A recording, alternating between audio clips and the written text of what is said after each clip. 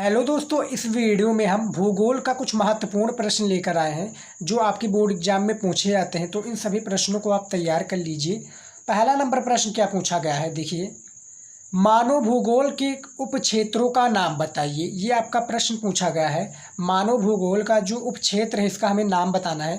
तो यहाँ पर देखिए, मानव भूगोल के कुछ महत्वपूर्ण उप क्षेत्रों का नाम निम्नवत है।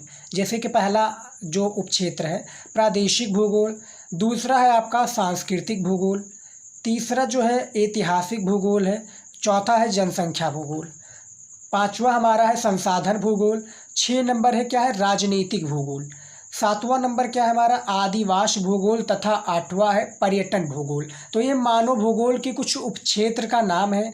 ये जो कि बोर्ड एग्जाम में जब पूछा जाए प्रश्न कि मानव भूगोल के उपक्षेत्रों का नाम बताइए, तो ये 8 प्रकार के उपक्षेत्र हैं, आपको बता देना है। यदि आपका विस्तृत उत्तर ये में प्रश्न आ जाए तो इसके बारे में जो जैसे प्रादेशिक भूगोल है तो इसके बारे में आपको थोड़ा आगे लिखना पड़ेगा कि प्रादेशिक भूगोल क्या होता है। याद रखिएगा दोस्तों। अगला देखते हैं, दूसरा प्रश्न देखिए क्या पूछा गया है। भूगोल का महत्वपूर्ण प्रश्न है, याद रखिएगा। दूसरा प्रश्न है, विश्व में जनसंख्या का वितरण कैसा है। जो विश्व है हमारा पूरा दुनिया, इसमें जो जनसंख्या का वितरण है ये कैसा है। तो यहाँ पर देखिए, विश्व में जनसंख्या का वितरण आसमान है। क्या है? आसमान है। ये आपको याद रखना है। ऐसा ही प्रश्न दोस्तों पूछा जाता है।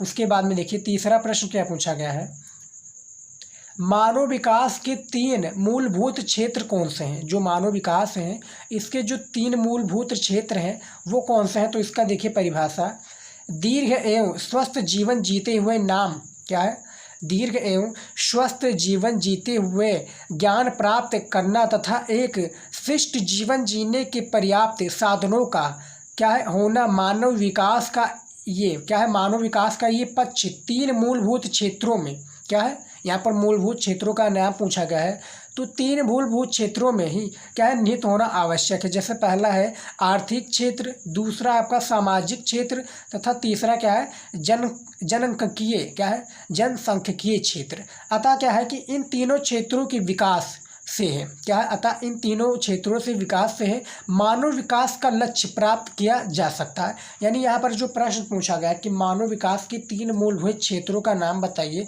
तो सबसे पहले मानव विकास का यहाँ पर परिभाषा दे दिया गया। उसके बाद में जो 3 यहाँ पर आप देख सकते हैं, यहाँ पर ये पक्ष 3 मूलभूत क्षेत्रों से निहित होना आवश्यक है। तो पहला, दूसरा और तीसरा भी आप देख सकते हैं। उसके बाद में देखिए चौथा प्रश्न क्या पूछा गया है, ये देखिए, चल वासिता का क्या अर्थ है, इसका परिभाषा पूछा गया है। 2 नंबर का ये शायद प्रश्न है। यहाँ पर इसका आंसर देखिए, चल वासिता का अर्थ है पालतू पशुओं के साथ चरगाहों के खोज में घूमना। ये चल वासिता का अर्थ है। 5वां प्रश्न हमारा देखिए, पतनों का मुख्य उद्देश्य क्या है। पतनों का मुख्य उद्देश्य जहाज के लिए क्या है, जहाज की गोदी लदाने उतारने तथा भंडारण के लिए सुविधाएं उपलब्ध करना पतनों का मुख्य उद्देश्य है। यहाँ पर 5 नंबर हमारा प्रश्न पूछा गया कि जो पतनों का मुख्य उद्देश्य क्या है। तो इसके उत्तर में दिया हुआ है कि पतनों का मुख्य उद्देश्य जहाज के लिए गोदी लदाने उतारने तथा क्या है भंडारण के लिए सुविधाएं उपलब्ध करना पतनों का मुख्य उद्देश्य है। 6 नंबर प्रश्न क्या पूछा गया है, भारत में नगरों की जनसंख्या, जो हमारा इंडिया है, भारत में नगरों की जनसंख्या में वृद्धि के 3 प्रमुख कारण बताइए। जो 3 प्रमुख कारण है इसको हमें बताना है। सबसे पहला है हमारा नगरों की जनसंख्या की प्रकृति क्या है। यहाँ पर 3 प्रमुख कारण बताना है लेकिन हमने 2 ही बताए हैं। तो यहाँ पर देखिए क्या है, भारत में नगरों की जनसंख्या की वृद्धि के 3 प्रमुख कारण। तो यहाँ पर देखिए पहला है नगरों की जनसंख्या की प्राकृतिक वृद्धि, दूसरा है लड़के लड़कियों की विवाह की न्यूनतम आयु सीमा को बढ़ाना, और तीसरा जो कारण है ये भी तीसरा कारण है कि नगरों की जो जनसंख्या होती है क्या है इसकी सीमा को बढ़ाना। नगरों की जनसंख्या क्या है, एक देश से दूसरे देश में प्रवास करना। तो इसको भी हम क्या कह सकते हैं, नगरों की जनसंख्या को प्रमुख कारण बढ़ाना। तो ये 6 प्रश्न था भूगोल से रिलेटेड। प्रश्न पसंद आए तो वीडियो को लाइक, चैनल को सब्सक्राइब कर लीजिएगा।